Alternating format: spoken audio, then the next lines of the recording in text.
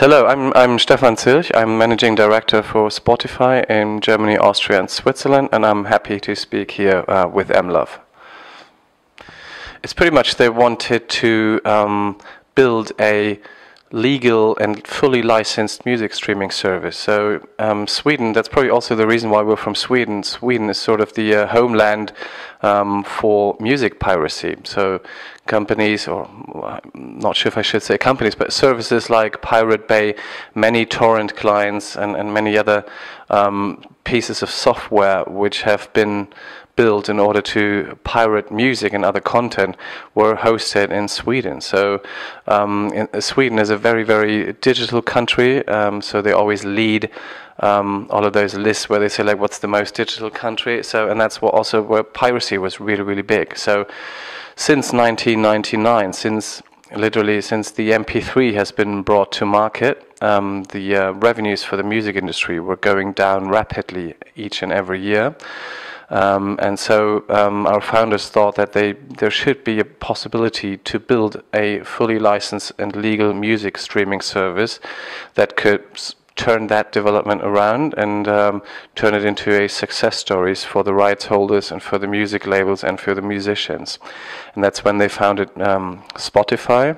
The goal of Spotify was initially to build a product that can compete with piracy. And piracy is a very, very good product for the user, if you think of it, because it's free and it's complete. It has everything in it, it's very easy to use, and it's all free. So they thought that if they build a streaming service that is going to be legal and that will pay the rights holders, still it would have to have a free version and it would have to be complete, and that's how Spotify was founded and built.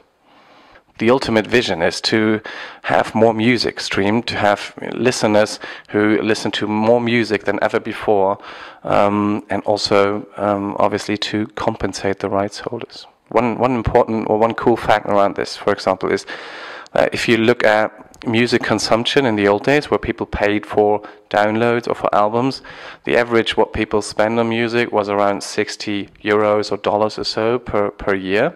So that would get you maybe 6 albums, so that would be one new album every 2 months. On Spotify, users listen almost 1.5 hours music per day, so they stream over 90 minutes per day, which is also almost 2 albums per day. So it means that they have access to a lot more music, and with the recommendation algorithms that we use and certain functions, how you get recommended new music, how you can find new artists, it means that we make a lot more music available to the user compared to the old days where you were just going into a store and buy a CD and listen to it like up and down.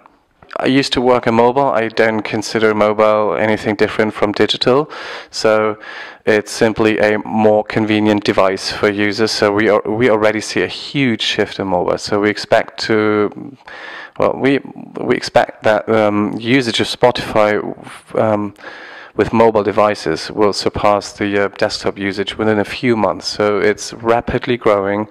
We are prepared. We're well prepared. So our service is available on every mobile platform, not just iOS and Android, but also Windows and BlackBerry, and I think even Symbian and other systems. So we are aware of the mobile growth, and we're currently also testing new products. So we've launched in the US, for example, we've launched a free mobile product, which was very successful. It started, we were following it in the App Store, and it went straight, I think, up to number 2 or so overall in the App Store. It's got great reviews, our free mobile app, and that's something that we like.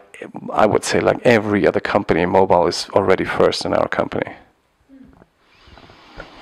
Well, my passion for mobile is that it is so convenient. I think the biggest reason also why people use tablets, for example, is we all know that people don't use tablets in the train or so, or some do, but I think 94% of the people use tablets in their living room. So to me, it's just a computer, but it's just more convenient, and it offers great new possibilities also for marketeers. So if you look at advertising, how advertising will shift and will change, most of that potential hasn't even been used in mobile, where most of the probably the most how should I say this? But one of the most success criteria in mobile is location. That's something that's rarely been used in mobile. So far, everybody puts out little banners and they want clicks on the banners, so people download their app from the App Store. That's all cool and nice, but I think when the mobile business will start growing really, really big when people have figured out how to use locations,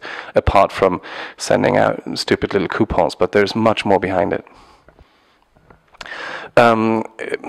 I'm not sure if it disrupts the music industry. It certainly disrupts the way how people have listened to music, or how people were able to get in touch with new music. So it does disrupt in a way that I have access to a lot more music than I would have in the old days. So that's probably the biggest factor. So far, in the countries where we have been launched for a long time, we just see a general uplift in the music industry. We don't see that people buy less albums or so. It's more like an additional revenue stream for the music labels. So that's from all the big markets. So we don't see that any other business is going down there, and we're trying to be. We're not competing directly against other music services or something. It's more we understand. And we believe that we're a music platform.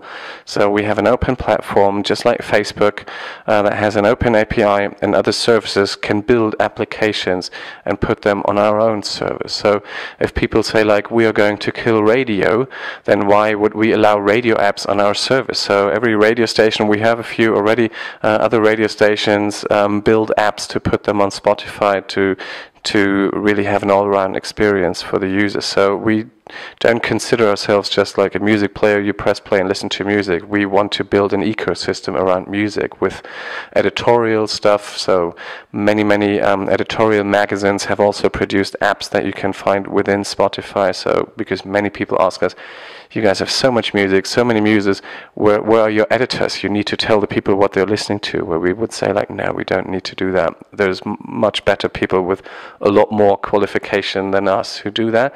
We only need to provide them with a good service and with a good piece of software that they can integrate their contents to. So we believe we want to be in a music ecosystem, like an operating system for music, much more than just a player to stream a song.